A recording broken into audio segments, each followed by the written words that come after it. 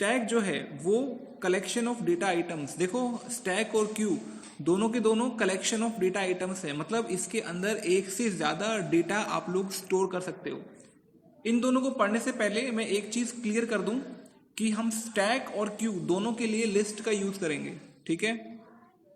हमने 11th class में पढ़ा था कि हमें अगर एक से ज्यादा डेटा स्टोर करना है तो हम स्टैक का यूज हम लोग लिस्ट का यूज कर सकते हैं, हम लोग डिक्शनरी का यूज कर सकते हैं, हम लोग टपल का यूज कर सकते हैं। तो ये सारे हमने चीजें पढ़ी थी अगर हमें एक से ज्यादा डेटा स्टोर करना है किसी वेरिएबल के अंदर, ठीक है। जो स्टैक और क्यू है वो दोनों के दोनों हम लोग लिस्ट का यूज करेंगे दोनों को इंप्लीमेंट करने के लिए, ठीक है। एक चीज और क्लियर कर दूं कि जैसे लिस्ट में नॉर्मल आइटम सेव होते हैं वैसे ही स्टैक और क्यू में भी सेव होंगे, सिर्फ फर्क जो होगा ना वो उसको यूज करने का होगा।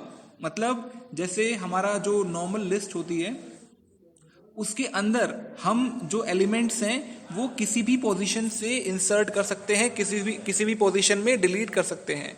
लेकिन क्योंकि जब हम स्टैक की बात करते हैं तो हमें पता है कि स्टैक में इंसर्शन और डिलीशन दोनों टॉप से होता है, ठीक है। यानी एक साइड से ही इंसर्शन होगा, एक साइड से ही डिलीशन होगा। तो हम लिस्ट में बस थोड़ी सी रेस्ट्रिक्शंस लगा देंगे कि हम कहीं से भी इंसर्शन नहीं कर पाएंगे, कहीं से भी डिलीशन नहीं कर पाएंगे, हम सिर्फ एक ही एंड से इंसर्शन और डिलीशन कर पाएंगे जब मैं स्टैक की बात करता हूं। क्यू में इंसर्शन जो है वो पीछे से होगा, लास्ट में एलिमेंट्स जो है वो ऐड होंगे, डिलीशन जो होगा वो फ्रंट से होगा, पहले के जो एलिमेंट्स हैं वो पहले डिलीट होंगे। बस इतनी सी रेस्ट्रिक्शंस हम लोग लगा देंगे स्टैक और क्यू में, और बाकी हम लोग जो यूज करेंगे इसको इंप्लीमेंट करने के लिए वो हम लिस्ट का ही करेंगे, ठीक है। और जो ऑपरेशंस हम लोग लिस्ट के ऊपर लगा सकते हैं वो सारे ऑपरेशंस हम लोग स्टैक और क्यू में भी यूज कर सकते हैं। बस हमें ये ध्यान रखना है कि स्टैक की और क्यू की जो रेस्ट्रिक्शंस हैं वो हमें फॉलो करनी है, ठीक है। तो सबसे पहले हम लोग स्टैक का डिस्कस कर रहे थे, तो स्टैक को इंप्लीमेंट करने के लिए हम लोग यूज करेंगे लिस्ट का, ठीक है। तो स्टैक के अंदर हम लोग एक से ज्यादा डेटा आइटम जो है वो स्टोर कर सकते हैं। इसके अलावा स्टैक में इंसर्शन और डिलीशन दोनों का दोनों टॉप से होगा, मतलब एक साइड से ही इंसर्शन होगा, उसी साइड से डिलीशन होगा, ठीक है। इसमें क्या होगा कि जो लास्ट में आइटम ऐड होगा, मतलब जो आइटम आपने अभी अभी ऐड किया है, जब डिलीट करने का नंबर आएगा तो सबसे पहले वही डिलीट होगा जो आइटम सबसे लास्ट में ऐड हुआ था, ठीक है। इसके एग्जांपल्स भी हमने डिस्कस किए थे। जैसे शादियों के अंदर प्लेट्स होती हैं एक के ऊपर एक रखी हुई, तो नई प्लेट्स जो आती हैं वो पुरानी प्लेट्स के ऊपर रखी जाती हैं, ठीक है। और जो प्लेट सबसे ऊपर रखी हुई है, मतलब जो प्लेट सबसे लास्ट में आई है वो सबसे पहले निकलती है। हम लोग जब खाना खाते हैं तो सबसे ऊपर वाली प्लेट को उठाते हैं। तो स्टैक का वो बेस्ट एग्जाम्पल है रियल लाइफ के अंदर, ठीक है। और कंप्यूटर के अंदर भी हमने डिस्कस किया था कि अंडू ऑपरेशन जो होता है, जो कंट्रोल Z करके हम अंडू ऑपरेशन करते हैं, तो वो भी स्टैक का एग्जाम्पल है कंप्यूटर की लाइन में, ठीक है। स्टैक का जो ऑपरेशन होता है उसको हम लीफो बोलते हैं। लीफो का मतलब होता है लास्ट इन फर्स्ट आउट, मतलब जो सबसे लास्ट में आया है वो सबसे पहले आउट होगा, ठीक है। स्टैक के अंदर बेसिकली दो ऑपरेशंस होते हैं हमारे, एक होता है पुश, दूसरा होता है पॉप। पुश का मतलब होता है इंसर्शन करना, पॉप का मतलब होता है डिलीशन करना, ठीक है। बस इतना याद रखना है। पुश का मतलब जैसे हम धक्का लगाते हैं पुश, तो हम कोई आइटम जो है वो स्टैक के अंदर इंसर्ट कर रहे हैं। पॉप का मतलब होता है बाहर निकालना, मतलब डिलीट करना। और हमें पता है कि स्टैक के अंदर पुश और पॉप दोनों ही ऑपरेशन हम टॉप से कर सकते हैं, ठीक है। इसके अलावा कुछ और टर्म्स हैं स्टैक को लेके। पहली है हमारी पीक। पीक का मतलब है कि जो सबसे रिसेंट आइटम आया है उसको यूज करना, ठीक है। उसको जैसे आपने जो आइटम आया है उसको वहां से डिलीट करना या उसको प्रिंट करना, तो ये सारा जो काम होता है ये पीक का मतलब होता है। तो पीक का मतलब क्या है कि जो रिसेंटली आइटम ऐड हुआ है स्टैक के अंदर उसको यूज करना, ठीक है। ओवरफ्लो का मतलब होता है कि मेरी जो स्टैक है वो कंप्लीटली फिल्ड है, उसके अंदर जितने एलिमेंट्स आ सकते थे वो सारे आ चुके हैं और अब मैं नया एलिमेंट्स जो है वो ऐड करने की कोशिश कर रहा हूं, तो उसको बोलते हैं ओवरफ्लो। जैसे हम पानी भरते हैं बकेट के अंदर, तो बकेट का जितना स्पेस होता है उतना पानी भर जाता है, बाकी नया पानी जब हम डालते हैं तो वो ओवरफ्लो होना शुरू हो जाता है। तो ये टर्म्स वहीं से आई है कि स्टैक के अंदर एक नया आइटम पुश करना उस सिचुएशन में जब हमारी स्टैक ऑलरेडी फिल्ड है उसको बोलते हैं ओवरफ्लो कंडीशन। दूसरी होती है हमारी अंडरफ्लो। इसका मतलब ये है कि आपकी स्टैक जो है वो एम्प्टी है, बिल्कुल खाली है। उस केस में आप अगर पॉप ऑपरेशन करोगे, मतलब टॉप के एलिमेंट को डिलीट करने की कोशिश करोगे, तो इस सिचुएशन को बोलते हैं अंडरफ्लो। ओके, तो ये स्टैक की इंप्लीमेंटेशन है। तो जो जो हमने डिस्कस किए थे स्टैक के ऊपर ऑपरेशंस, उन सारे ऑपरेशंस का एक एक फंक्शन बनाया हुआ है।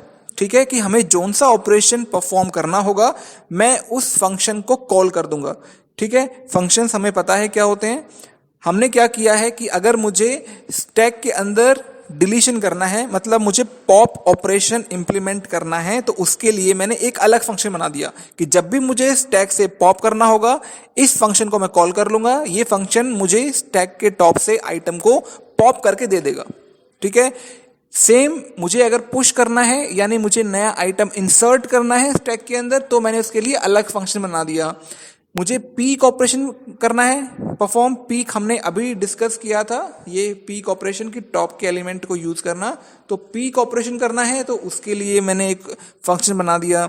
मैंने एक फंक्शन ये चेक करने के लिए बना दिया कि क्या मेरी स्टैक खाली तो नहीं है ना, ओवरफ्लो अंडरफ्लो कंडीशन चेक करने के लिए, क्या मेरी स्टैक खाली तो नहीं है, एम्प्टी तो नहीं है। तो उस चीज को चेक करने के लिए मैंने एक अलग फंक्शन बना दिया।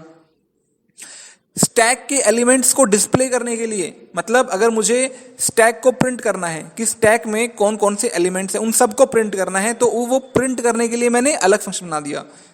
इन स्लाइड्स में मैंने टोटल 5 फंक्शंस बनाए हैं अलग अलग, जो मैंने अभी डिस्कस किए थे अलग अलग काम करने के लिए। लास्ट स्लाइड के अंदर मैंने मेन प्रोग्राम बनाया है जिसमें मैं यूजर से इनपुट लूंगा कि वो स्टैक के अंदर एंट्री करना चाहता है, डिलीशन करना चाहता है, वो प्रिंट करना चाहता है। ठीक है, तो ये सारे ऑपरेशंस जो हैं वो मैं यूजर से पूछूंगा। यूजर के इनपुट के हिसाब से मैं फंक्शन को कॉल करूंगा। अगर यूजर चाहता है कि मुझे एक एलिमेंट पुश करना है, मतलब इंसर्ट करना है, तो मैं इंसर्ट वाले ऑपरेशन को, फंक्शन को कॉल करूंगा।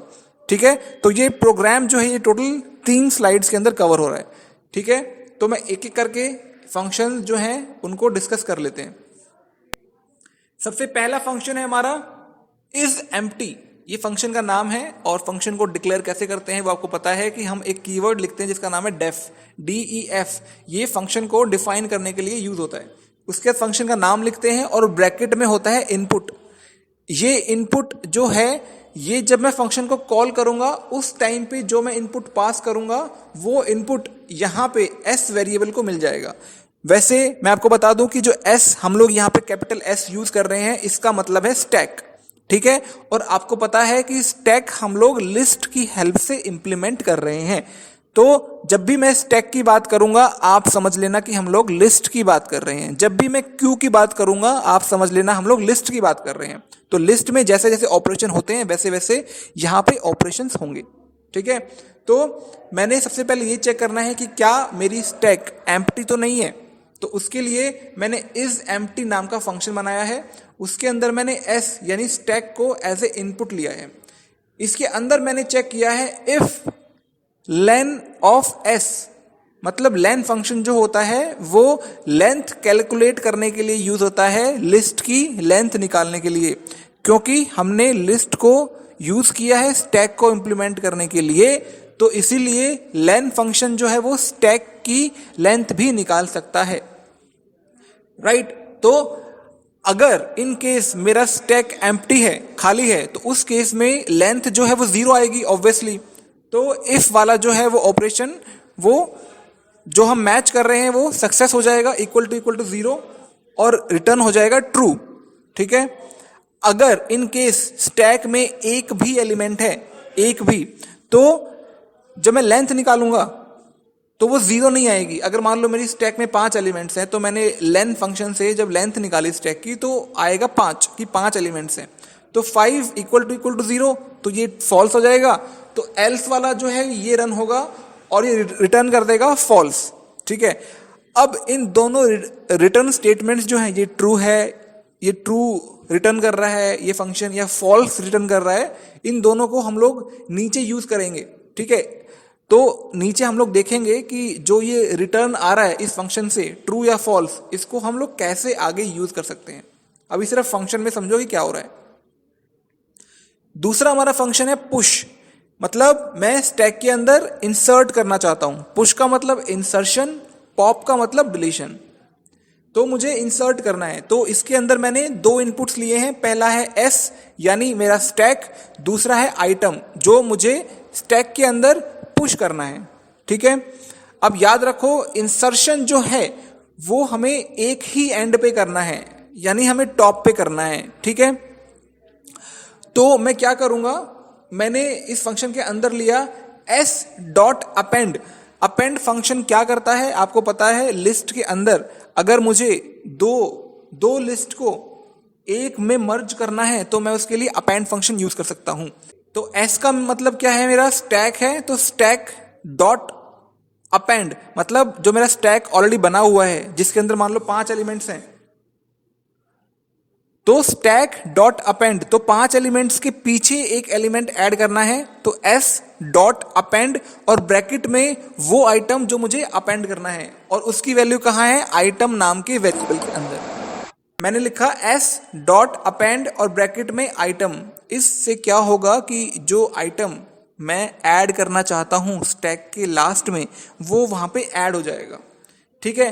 और आपको पता है, देखो जो मेरा ऑपरेशन होगा स्टैक के टॉप से होगा, है ना, कि मुझे इंसर्शन करना है डिलीशन करना है वो स्टैक के टॉप से होगा, ठीक है। तो स्टैक के टॉप से जब मेरा ऑपरेशन होगा तो मुझे ये पता होना चाहिए कि स्टैक का जो टॉप है वो किस पोजीशन पे है। तो मुझे ये पता होना चाहिए कि जो मेरी स्टैक है उसका टॉप कहाँ पे है, मतलब मुझे किस पोजीशन पे एलिमेंट्स को इंसर्ट करना है, किस पोजीशन से डिलीट करना है, ठीक है। तो मेरा जो टॉप वाला जो वेरिएबल है उसके अंदर स्टैक का जो टॉप है उसका इंडेक्स होगा, ठीक है। जैसे मेरी जो स्टैक है उसके अंदर मान लो 5 एलिमेंट्स हैं, ठीक है। तो पहला एलिमेंट किस पोजीशन पे स्टोर होगा, 0 पे, दूसरा कहाँ पे होगा, 1 पे, फिर 2 पे। तो अगर 5 एलिमेंट्स हैं मेरे स्टैक के अंदर, तो जो सबसे लास्ट वाला एलिमेंट है जो सबसे टॉप पे है वो पोजीशन नंबर 4 पे इंसर्ट होगा, मतलब पोजीशन नंबर 4 पे है वो। और मैं अगर नया एलिमेंट ऐड कर रहा हूं स्टैक के टॉप पे तो अब 5 से 6 हो जाएंगे, ठीक है। तो मेरा टॉप भी तो 4 से 5 होना चाहिए। तो मैं क्या करूंगा, यहाँ पे पुश जो फंक्शन है उसके अंदर क्या किया मैंने, ऐड करने के बाद मैंने लिखा टॉप इक्वल टू जो भी लेंथ है स्टैक की। तो जो मेरा पुश वाला फंक्शन है इसके अंदर मैंने क्या किया है कि एक एलिमेंट जो है वो मैंने स्टैक के टॉप पे इंसर्ट कर दिया।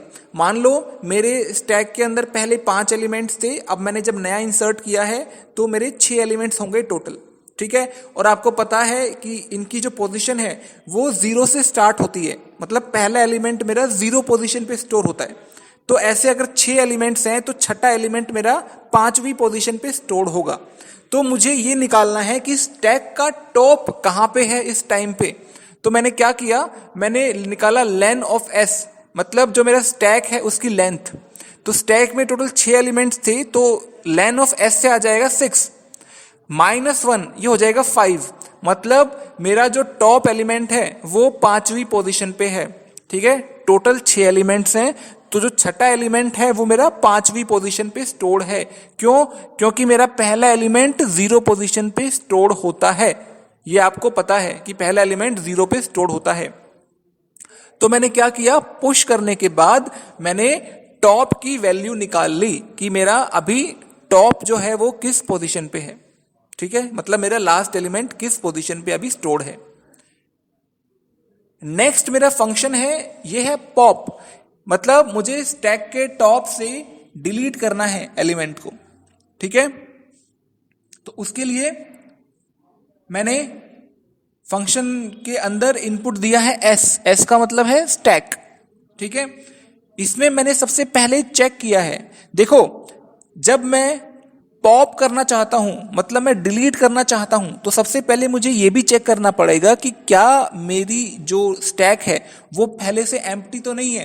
क्योंकि अगर मैं डिलीट करूंगा एम्प्टी स्टैक से तो इसका मतलब ये अंडर फ्लो की कंडीशन आ जाएगी। तो इसलिए मैं सबसे पहले चेक करता हूं इफ इज एम्प्टी और ब्रैकेट में एस। इसका मतलब क्या है, मैं फंक्शन को कॉल कर रहा हूं। इज एम्प्टी क्या है, ये फंक्शन का नाम है। अभी देखो सबसे ऊपर आपको दिख रहा होगा def is empty. Is empty क्या है, मेरा फंक्शन का नाम है। तो इसको यूज किया गया है कहां पे, दूसरे फंक्शन में जिसका नाम है पॉप।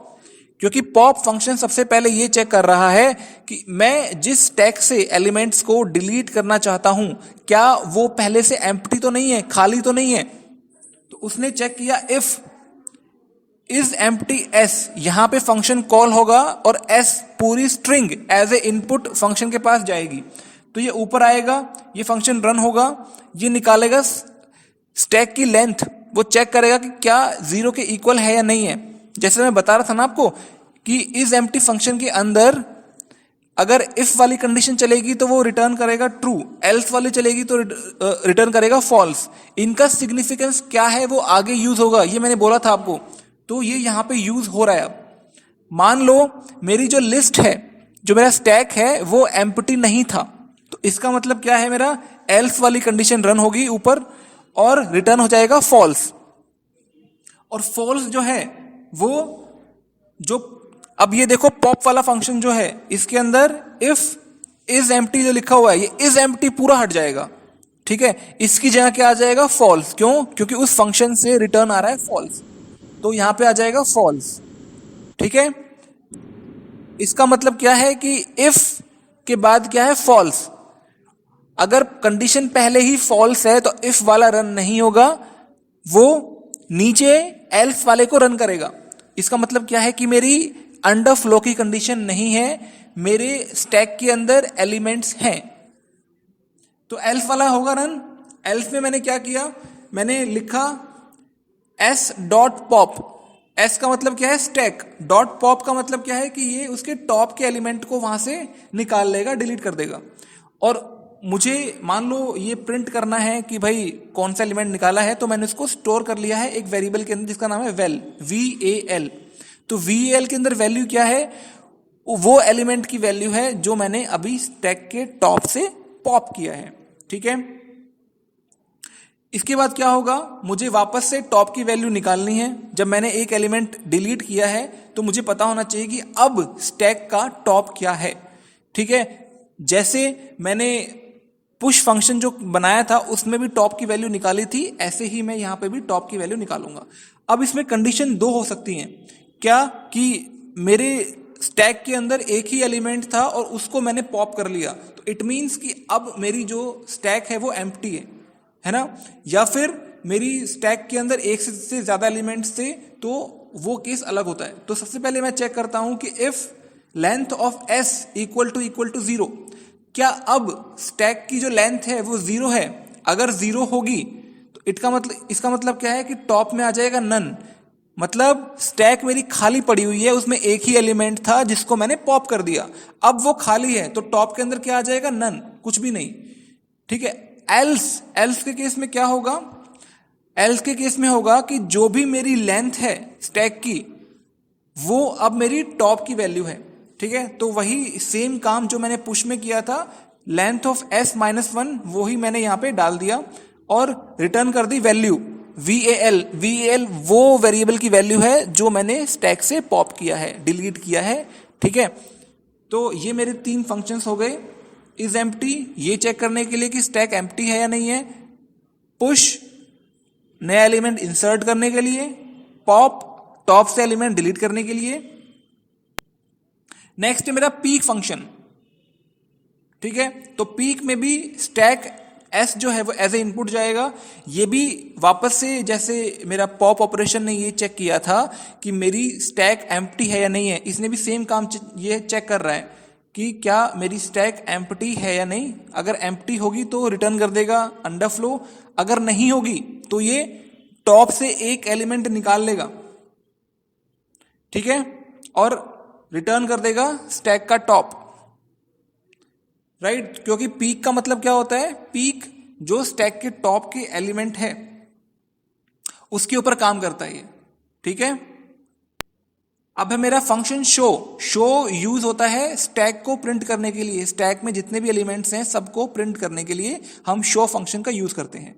तो शो एस इसमें भी जो हमारी स्टैक है वो एज ए इनपुट जाएगी।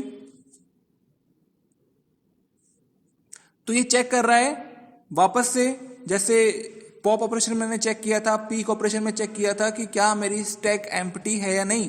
अगर एम्प्टी है तो वो प्रिंट कर देगा कि भाई कोई एलिमेंट नहीं है। अगर स्टैक खाली है तो प्रिंट कर देगा कोई एलिमेंट नहीं है।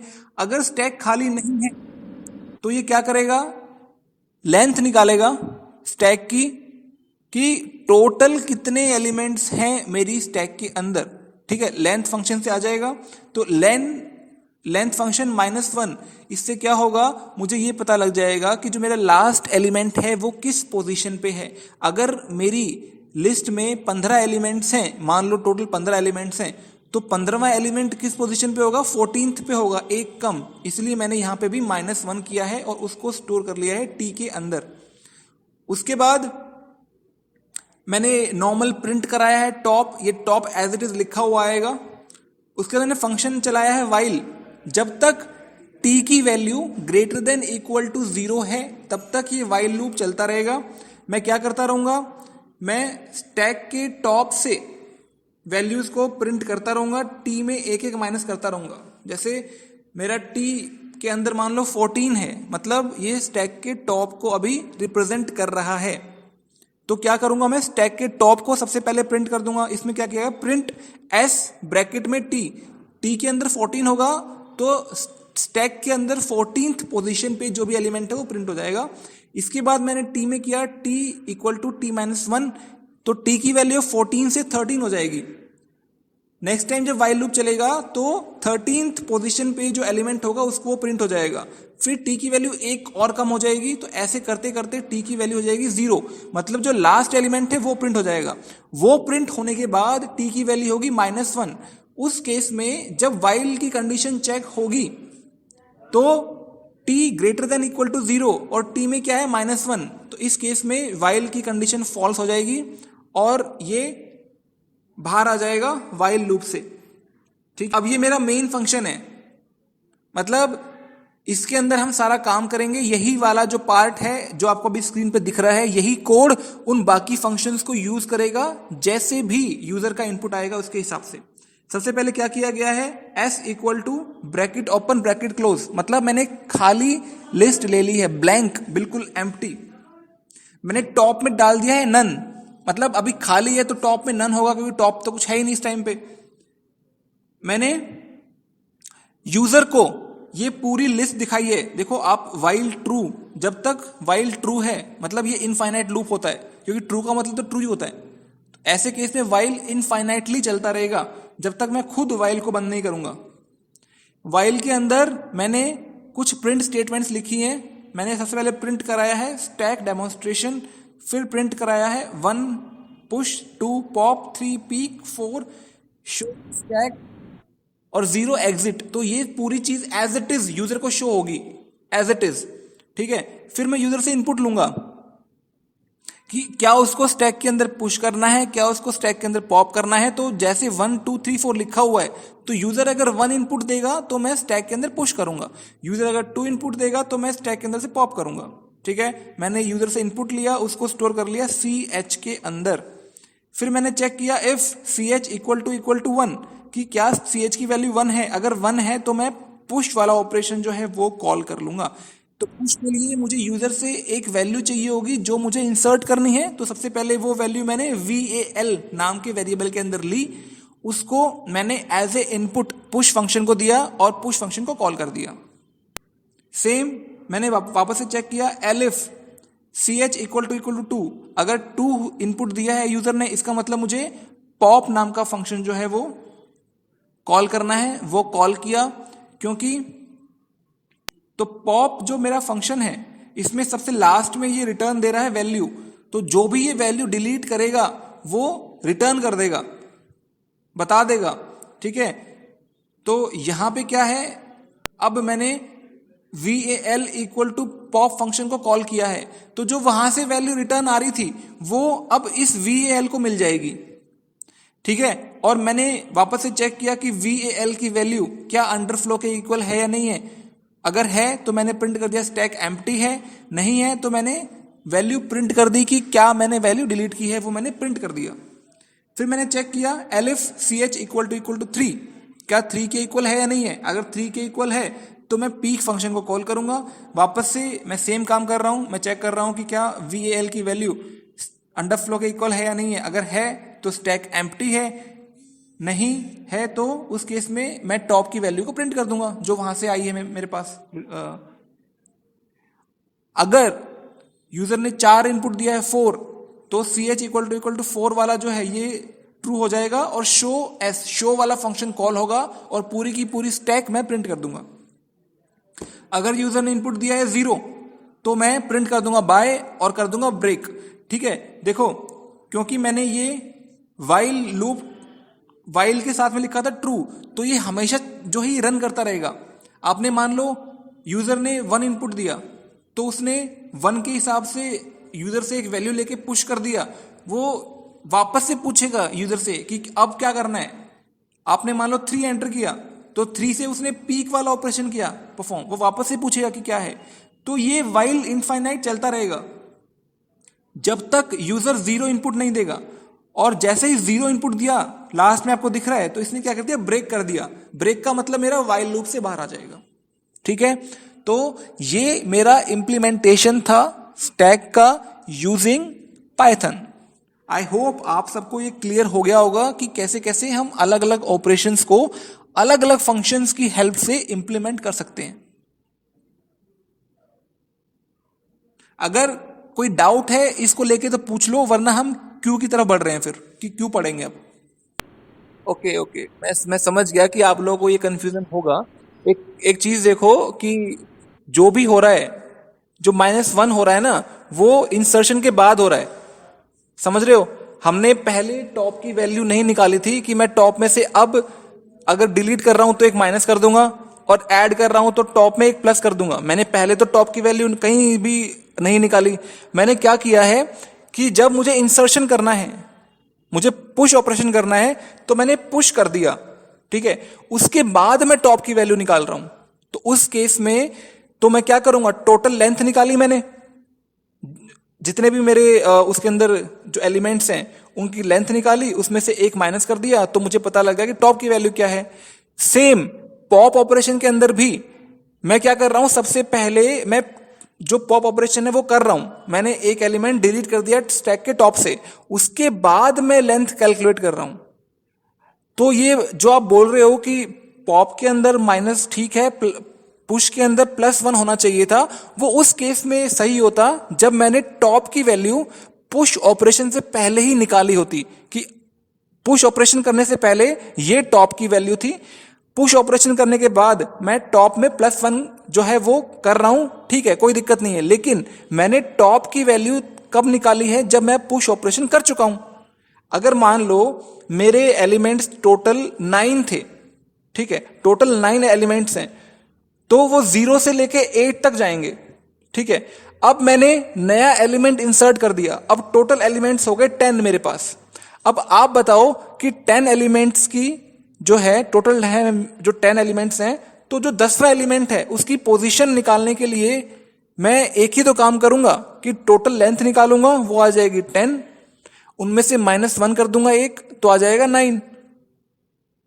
कुछ क्लियर हुआ? क्योंकि हम लोग -1 जो है वो इंसर्शन या डिलीशन करने के बाद कर रहे हैं। अगर मैंने ऐसे किया होता कि मान लो मेरे स्टैक के अंदर 9 एलिमेंट्स हैं, उस टाइम पे मैंने स्टैक का टॉप निकाला होता कि इस टाइम स्टैक का टॉप क्या है, ठीक है। तो टॉप के अंदर वैल्यू आती मेरी 8, अगर टोटल 9 एलिमेंट्स हैं तो वो 0 से 8 होता, तो जो स्टैक का टॉप है उसके अंदर आता 8। और उसके बाद मैं नया एलिमेंट जब इंसर्ट कर रहा हूं, पुश कर रहा हूं, उसके बाद अब मैं स्टैक के टॉप की वैल्यू निकालता, तो मैं क्या करता, मैं करता टॉप इक्वल टू टॉप +1। पहले टॉप में 8 था तो अब 9 हो जाएगा, उस केस में ये होता।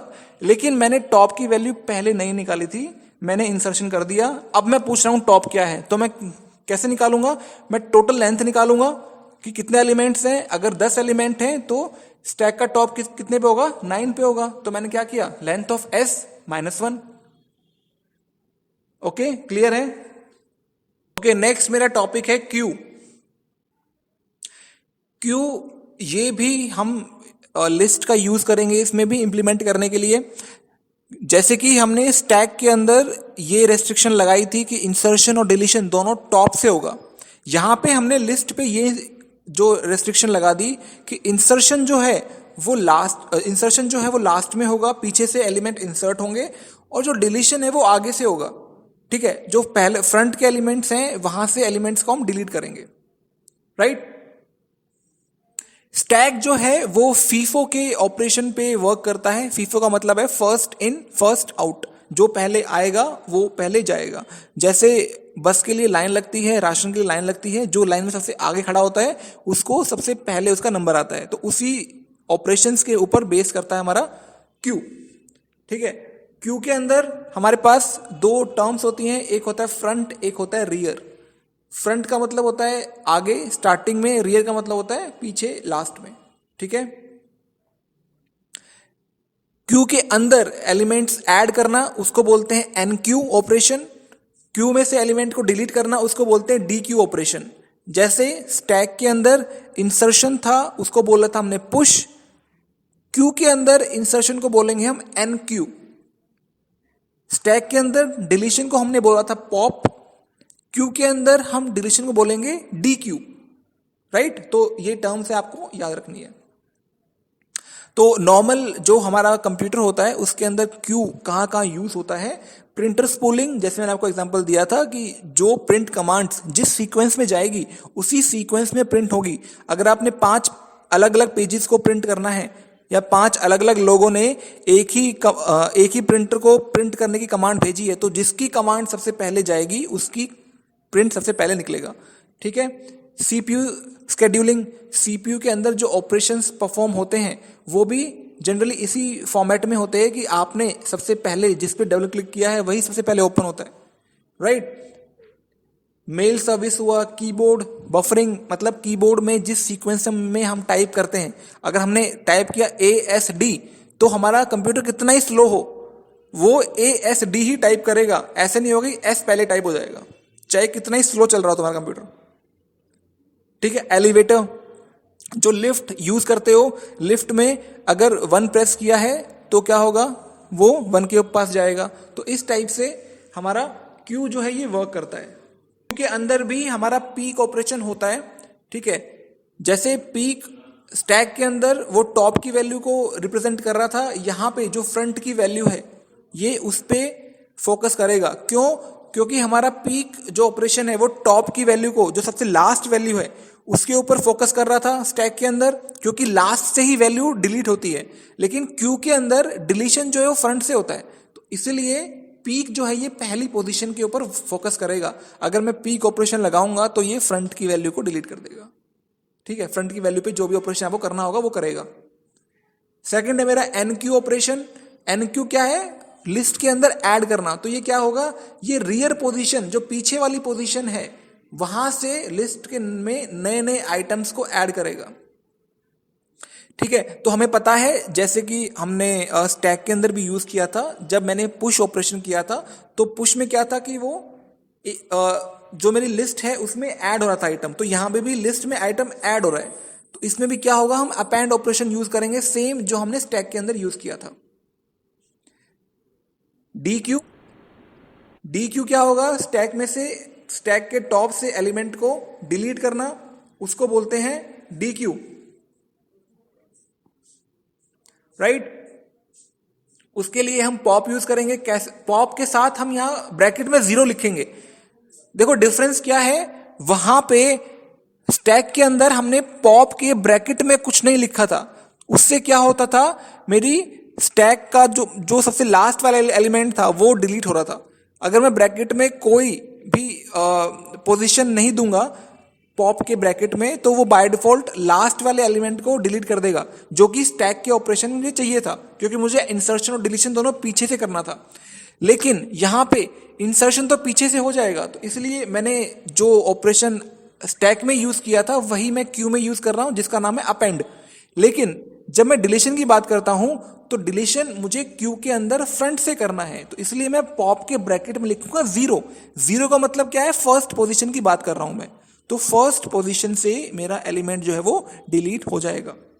बाकी ऑलमोस्ट ये कोड सेम है जो स्टैक का था, बिल्कुल सेम कोड है, कुछ कुछ डिफरेंस है, ठीक है, वो हम लोग यहाँ पे अभी डिस्कस कर लेते हैं। सबसे पहले मैं चेक करता हूं कि मेरी क्यू जो है वो एम्प्टी है या नहीं है।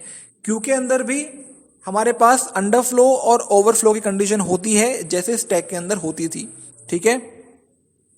सबसे पहला फंक्शन है मेरा इज एम्प्टी। इसके अंदर मैं अब क्यू नाम का वेरिएबल जो है वो यूज कर रहा हूं क्यू को रिप्रेजेंट करने के लिए। वहां पे मैंने एस यूज किया था स्टैक को रिप्रेजेंट करने के लिए, ठीक है, यहां पे मैं क्यू यूज कर रहा हूं। तो इज एम्प्टी नाम का फंक्शन है, इसके अंदर वही काम कर रहा है, ये चेक कर रहा है length of queue equal to 0 है, तो इसका मतलब क्या है कि ऑब्वियसली वो एम्प्टी है तो ये रिटर्न कर देगा ट्रू, अगर एम्प्टी नहीं है तो रिटर्न कर देगा ये फॉल्स। और इनको यूज कहां पे करना है, ट्रू को और फॉल्स को हमें पता है, ये चेक करने के लिए कि अगर मैं क्यू से डिलीशन कर रहा हूं और मैंने ये चेक कर लिया कि क्यू मेरी एम्प्टी है, तो एम्प्टी से डिलीशन करने का मतलब होता है कि अंडर फ्लो की कंडीशन आएगी, ठीक है। सेकंड है मेरा फंक्शन एनक्यू। एनक्यू का मतलब होता है क्यू के अंदर इंसर्शन करना। तो इसके अंदर मुझे 2 इनपुट्स देने होंगे, सबसे पहला इनपुट है क्यू और दूसरा है वो आइटम जो मुझे क्यू के अंदर इंसर्ट करना है। तो मैंने क्या किया, सेम वही ऑपरेशन यूज किया, क्यू डॉट अपेंड और ब्रैकेट में वो आइटम जो ऐड करना है, तो ये लाइन क्या कर देगी, क्यू के लास्ट में उस एलिमेंट को ऐड कर देगी, ठीक है। इसके बाद मुझे ये चेक करना है कि क्यू का फ्रंट और रियर कहां पे है, मतलब क्यू कहां से स्टार्ट है और कहां पे खत्म है। फ्रंट क्या है क्यू का, फ्रंट किसको पॉइंट करता है, पहले एलिमेंट को, रियर किसको पॉइंट करता है, लास्ट एलिमेंट को, ठीक है। तो मैंने चेक किया if length of queue equal to 1, मतलब मेरे क्यू की लेंथ 1 है, इसका मतलब क्या है कि एक ही एलिमेंट है मेरे क्यू के अंदर। तो अगर मेरी क्यू के अंदर एक ही एलिमेंट है तो वही फ्रंट होगा वही रियर होगा, है ना, एक ही बंदा खड़ा है तो वही पहला है वही आखिरी है। तो मैंने लिख दिया front equal to rear equal to 0। 0 position का मतलब पता है ना, 0 का मतलब 0 नहीं है, 0 का मतलब क्या है, फर्स्ट पोजीशन। तो मेरा फ्रंट जो है वो भी फर्स्ट पोजीशन पे है और रियर भी क्या है, फर्स्ट पोजीशन पे है। तो मैंने क्या किया, front equal to rear equal to 0। Else अगर मेरा जो लेंथ है क्यू की वो 1 नहीं है, 1 के इक्वल नहीं है, तो उस केस में क्या हो जाएगा। अब देखो फ्रंट तो फ्रंट होगा लेकिन रियर जो है उसकी वैल्यू कैसे निकालूंगा मैं। अगेन रियर का मतलब क्या है, लास्ट एलिमेंट की बात कर रहा हूं मैं, ठीक है। तो मैं क्या करूंगा, क्यू की लेंथ निकालूंगा टोटल, उसमें से 1 माइनस कर दूंगा। मान लो मेरी क्यू के अंदर टोटल 10 एलिमेंट है, ठीक है, 10 एलिमेंट है, तो जो 10वां एलिमेंट है वो क्या है, मेरा रियर एलिमेंट है, लास्ट एलिमेंट है। और 10वें एलिमेंट की जो पोजीशन है वो क्या है, 9th। 0 से लेके 9 होगा तो 10वें एलिमेंट की जब जो पोजीशन है वो क्या है, 9। तो रियर के अंदर क्या होना चाहिए, 9, ठीक है। तो मैंने क्या किया, लेंथ निकाली मैंने क्यू की, आ गई 10, उसमें से -1 कर दिया, आ गया 9, तो रियर के अंदर डाल दिया मैंने लेंथ ऑफ क्यू -1, ठीक है। इससे मेरे पास ये पता लग गया कि लास्ट एलिमेंट मेरा कौन सा है क्यू के अंदर। नेक्स्ट फंक्शन है मेरा डी क्यू। डी क्यू का मतलब होता है क्यू के अंदर से एलिमेंट को डिलीट करना। तो मैंने इसमें इनपुट लिया है क्यू, मुझे सिर्फ क्यू चाहिए क्योंकि मुझे पता है कि डिलीशन जो है जिसको मैं डी क्यू बोल रहा हूं वो फ्रंट से होगा, आगे से। तो डिलीशन करने से पहले मुझे ये चेक करना पड़ेगा कि क्या जिस क्यू में से मैं पहला एलिमेंट डिलीट करना चाहता हूं क्या वो क्यू खाली तो नहीं है, एम्प्टी तो नहीं है पहले से। तो एम्प्टी का केस तो होगा तो क्या होगा, मेरे पास अंडरफ्लो की कंडीशन आ जाएगी। तो मैं चेक करूंगा इसमें, अगेन वापस से वो फंक्शन कॉल किया है जिसका नाम है इज एम्प्टी, जो ये चेक कर रहा है कि मेरी क्यू एम्प्टी है या नहीं है।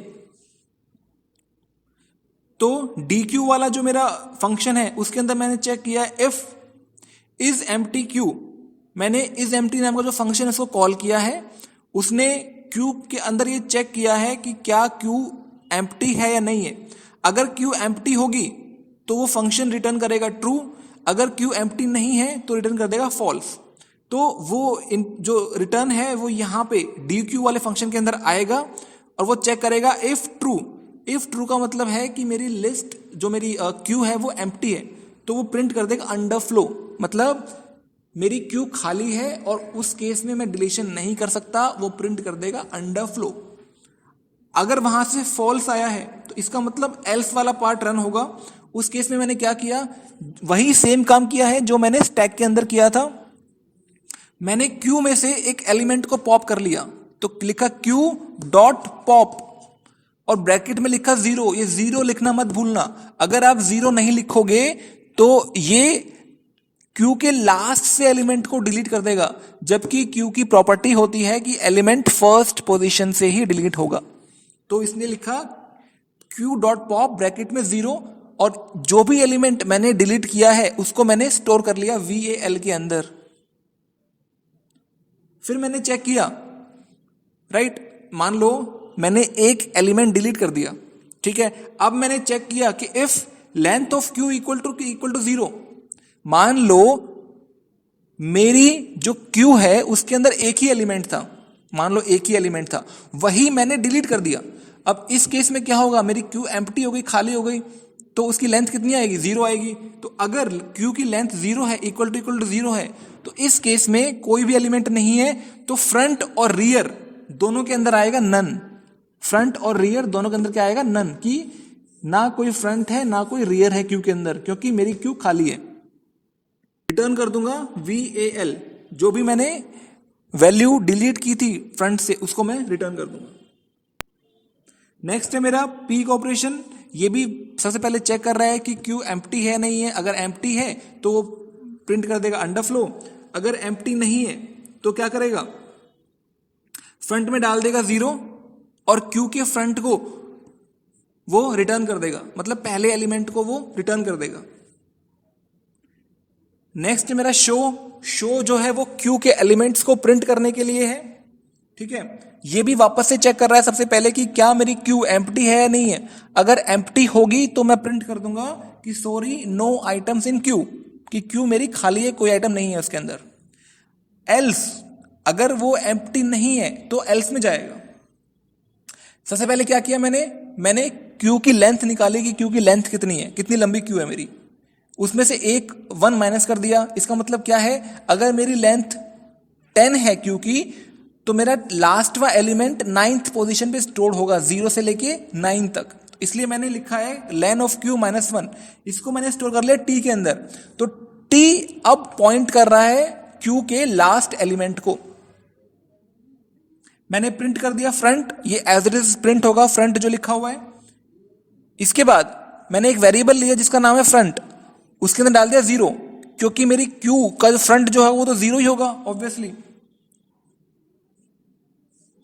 और उसको मैंने आई के अंदर डाल दिया और रियर के अंदर क्या डाल दिया, लेंथ ऑफ क्यू -1, ठीक है। वही सेम काम जो टी के अंदर किया था वही सेम काम यहां पे किया है कि फ्रंट के अंदर तो आ गया 0 और रियर के अंदर क्या आ जाएगा, लेंथ ऑफ क्यू -1। ये तो इजी है समझने के लिए। और मैंने क्या किया है, मैंने आई की वैल्यू जब तक less than equal to rear ना हो जाए, आई में क्या है फ्रंट मतलब 0, आई में 0 है और 0 की वैल्यू जब तक less than equal to rear है, मतलब फ्रंट की वैल्यू जब तक या तो रियर से छोटा है या उसके बराबर है तब तक ये लूप चलता रहेगा। और मैं क्या करूंगा, प्रिंट कर दिया क्यू ऑफ आई, क्यू की आई वाली पोजीशन पे, आई में क्या है इनिशियली 0 है, तो क्यू ऑफ 0 वो मैंने प्रिंट कर दिया, मतलब मैंने पहला एलिमेंट प्रिंट कर दिया। इसके बाद मैंने क्या किया कि क्यू का नेक्स्ट एलिमेंट प्रिंट करना है, तो मैंने आई की वैल्यू को I equal to I plus 1 कर दिया। तो इससे क्या हुआ, मेरी आई की वैल्यू 1 बढ़ गई, वाइल लूप वापस से चलेगा और मैं प्रिंट कर दूंगा क्यू ऑफ आई। तो आई में पहले 0 था तो 1 बढ़ गया था, तो अब आई में हो गया 1, तो वो सेकेंड एलिमेंट को प्रिंट कर देगा। ऐसे करते करते करते करते वो सारे एलिमेंट्स प्रिंट कर देगा। तो एक सिचुएशन ऐसी आएगी जब मैं लास्ट वाला एलिमेंट प्रिंट कर रहा हूँगा, रियर वाला, तो उस केस में आई की वैल्यू इक्वल टू हो जाएगी रियर, तो वाइल की कंडीशन ट्रू होगी और वो लास्ट एलिमेंट को प्रिंट कर देगा। और जब मैं आई में +1 करूंगा तो क्या होगा कि आई की वैल्यू रियर से 1 ज्यादा हो जाएगी अब। और जब वाइल की कंडीशन चेक होगी उस टाइम पे आई लेस देन इक्वल टू जो रियर है वो फॉल्स हो जाएगा। क्यों? क्योंकि आई की वैल्यू अब ग्रेटर देन रियर हो जाएगी। तो इस केस में मेरा वाइल लूप से बाहर आ जाएगा। ठीक है, तो अगेन अब यहां पे मैं इन सारे फंक्शंस को यूज कर रहा हूं। मैंने वापस से एक एम्प्टी क्यू ली है, Q equal to bracket open bracket close, ये एम्प्टी है। फ्रंट और रियर मैंने इनिशियली नन रखा है, मतलब मेरी क्यू खाली है अभी, तो ना कोई फ्रंट है ना कोई रियर है। वाइल ट्रू, ये लूप चलता रहेगा बार बार जैसे सेम स्टैक के अंदर चल रहा था। मैंने वापस से एक मेन्यू शो किया है यूजर को जिसमें लिखा होगा Q demonstration 1 NQ 2 DQ 3 peak 4 show Q 0 exit. तो जो भी यूजर इनपुट देगा 1 2 3 4 0 उसके हिसाब से मैं अलग अलग फंक्शन को कॉल करूंगा, सेम जैसे मैंने स्टैक के अंदर किया था। तो मैंने यूजर से एक इनपुट ले लिया और उसको स्टोर कर लिया CH के अंदर। और अब मैंने क्या किया है, इफ CH इक्वल टू 1, अगर यूजर ने जो इनपुट दिया है अगर वो 1 के इक्वल है तो मैं क्या करूंगा, मैं NQ वाले ऑपरेशन को कॉल करूंगा। तो NQ का मतलब क्या होता है कि लिस्ट जो हमारी क्यू है उसमें लास्ट में एक एलिमेंट ऐड करना है। तो जब मुझे नया एलिमेंट ऐड करना है तो मैं यूजर से इनपुट लूंगा कि भाई कौन सा एलिमेंट ऐड करना है। तो यूजर ने जो इनपुट दिया उसको मैंने स्टोर कर दिया VAL के अंदर, और मैंने NQ वाला जो फंक्शन है उसको कॉल कर लिया और उसमें इनपुट दिया क्यू और वेल। ठीक है, तो जो वेल की वैल्यू है जो यूजर ने इनपुट दी है वो क्यू के लास्ट में ऐड हो जाएगी। Next elif CH equal to 2, अगर यूजर ने 2 इनपुट दिया है उस केस में क्या रन होगा, DQ। तो DQ वाला जो फंक्शन है वो फ्रंट से वैल्यू को डिलीट कर देगा और उसको रिटर्न कर देगा और वो वैल्यू मिल जाएगी वेल को, VAL। तो VAL के अंदर अभी क्यू के फ्रंट से जो वैल्यू डिलीट हुई है वो है अभी इसके अंदर। इसने चेक किया कि अगर VAL के अंदर अंडरफ्लो है, इसका मतलब क्या है कि जो लिस्ट मेरी एम्प्टी है पहले से उसको मैं डिलीट करने की कोशिश कर रहा हूं, तो वहां से रिटर्न आएगा अंडरफ्लो। तो अगर VAL इक्वल टू अंडरफ्लो है तो मैं प्रिंट कर दूंगा क्यू इज एम्प्टी।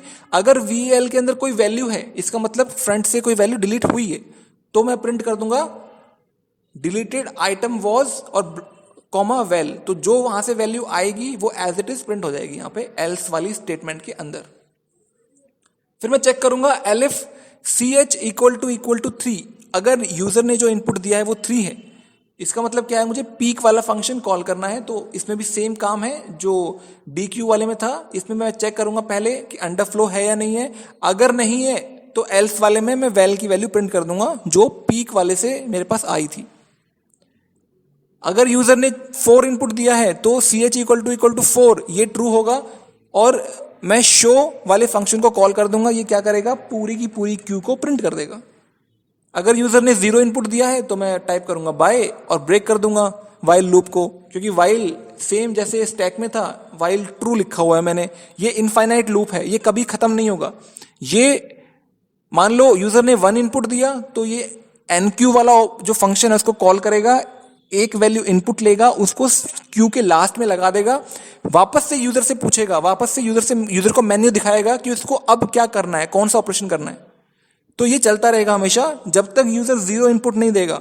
और जैसे यूजर ने 0 इनपुट दिया तो वो प्रिंट करेगा बाय और ब्रेक, वाइल लूप को ब्रेक कर देगा। ठीक है, तो इस तरीके से मेरा क्यू वाला जो ऑपरेशंस हैं ये वर्क करते हैं। इसमें क्या है कि क्यू के कुछ वेरिएशंस हैं, कुछ टाइप्स हैं क्यू के। पहली क्यू है मेरी सर्कुलर क्यू, दूसरी है मेरी DQ जिसको बोलते हैं डबल एंडेड क्यू।